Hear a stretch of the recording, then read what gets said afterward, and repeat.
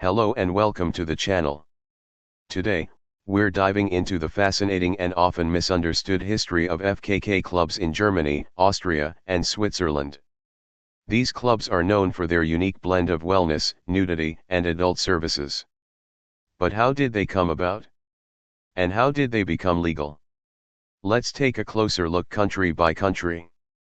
FKK stands for Freikörperkultur or free body culture. It started in Germany in the late 1800s, and gained popularity in the early 20th century. It wasn't about sex. It was about health, nature, and body acceptance. Nudist beaches, lakes, and saunas became common especially in Berlin and the Baltic coast. After both world wars, FKK was embraced as a symbol of freedom, equality, and a rejection of social repression.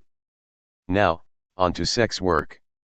In West Germany, prostitution was legal. But operating a brothel? That was banned. This legal contradiction lasted for decades from 1927 all the way to 2002. Even so, many cities tolerated red light districts like Hamburg's Reeperbahn, or Frankfurt's Bahnhofsviertel. In the 1970s and 80s, a new type of venue appeared, sauna clubs.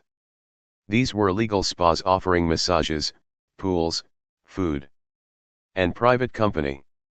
It was a gray area but it worked. Then came a turning point. In 2002, Germany passed the Prostitution Reform Act. This law legalized contracts between sex workers and clients, giving workers access to rights like pensions, insurance, and legal protection. With this, the modern FKK club was born. Clubs like Artemis in Berlin, Sharks in Darmstadt, and Paradise near Stuttgart opened with full transparency. Guests paid an entry fee for spa and lounge access, and negotiated services privately with independent women. The business model was now completely legal and booming. In 2017, the Prostitutes Protection Act or Prost-SCHG added new rules. Sex workers now need licenses. Health checks became mandatory. And clubs face stricter inspections. The FKK scene didn't disappear but it did adapt. Today, it's a structured and heavily regulated industry. To some, it's a symbol of German liberalism. To others, it's still controversial. Either way, it's here to stay. In Austria, sex work is legal. But the laws are enforced at the state level. Workers must register with authorities. Health checks are required every 6 weeks. And brothels? They must be licensed and follow strict zoning laws. Austria doesn't always use the FKK label. But the club format is very similar. They're called sauna clubs, nightclubs, or wellness centers. Popular venues like Living Room or Golden Time offer a spa-like experience, with the same pay-at-the-door model seen in Germany. However, Austria is more conservative. Advertising is toned down. Locations are more discreet. And you'll rarely see big neon signs or aggressive promotion. Austria's Catholic roots still shape public opinion.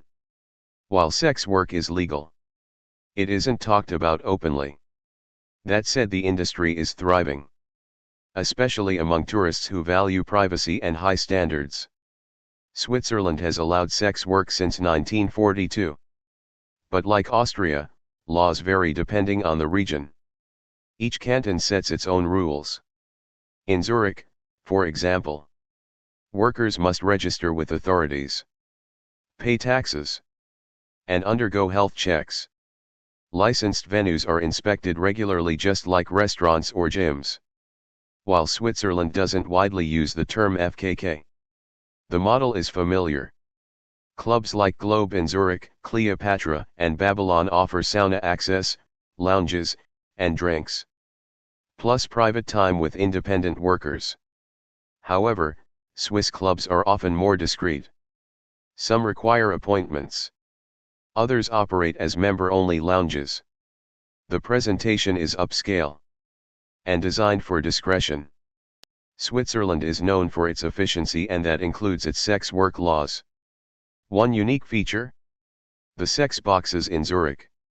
These are drive-in booths designed to give street-based workers a safer space monitored by security and supported by social services. It's a practical, harm reduction approach, backed by both local law enforcement and health agencies. So, what makes FKK clubs so unique in Europe? Germany took an open, structured route legalizing everything from the top down. Austria chose state-level control, quiet regulation, and discretion. Switzerland. It combined legal logic with health-first systems.